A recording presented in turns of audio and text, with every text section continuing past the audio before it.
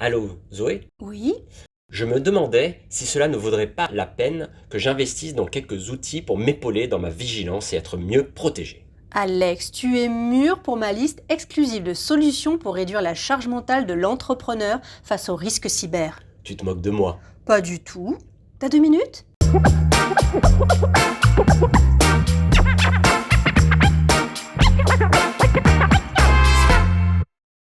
Je te l'ai déjà dit, il faut envisager une cyberattaque comme un cambriolage. Le but, c'est d'entrer dans ton ordinateur, ton téléphone ou le compte Instagram de ton entreprise. Donc, tu dois te protéger pour éviter ou rendre difficile l'intrusion. Ça, j'ai compris le principe.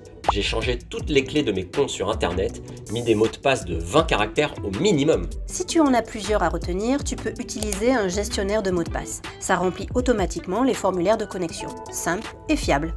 Ok. Ça m'évitera de choisir le même mot de passe pour plusieurs sites. Et si tu dois changer en urgence plusieurs mots de passe, l'outil t'aide à le faire simplement. Autre outil, tu as activé la double authentification? La sécurité qui me demande une validation par SMS ou email? Oui. Activé sur mon compte Insta, Facebook et ma boîte email. Ok, on est pas mal. Mais ce n'est pas fini, on monte d'un cran. Tu es prêt? Tu as changé le mot de passe d'accès à ta box internet? Ah non. Personne n'y pense, mais par défaut c'est souvent admin et ne simplifie pas la clé pour te connecter au Wi-Fi de ta société. C'est plus simple pour tes visiteurs, mais tu laisses la porte d'entrée grande ouverte. Active plutôt le mode Wi-Fi invité de ta box. J'y avais pas pensé. Malin. En parlant de Wi-Fi, si tu voyages ou télétravailles beaucoup et que tu te connectes sur des Wi-Fi d'hôtel ou de café, utilise un VPN. Un quoi? Un VPN, c'est un logiciel que tu actives et qui va filtrer ta connexion Internet.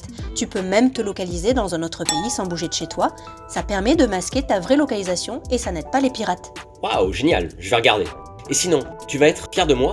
J'ai un antivirus installé sur mon ordinateur et mon smartphone. Il est bien activé au moins, ce n'est pas une offre d'essai qui ne te protège de rien. Non, c'est bon, j'ai vérifié.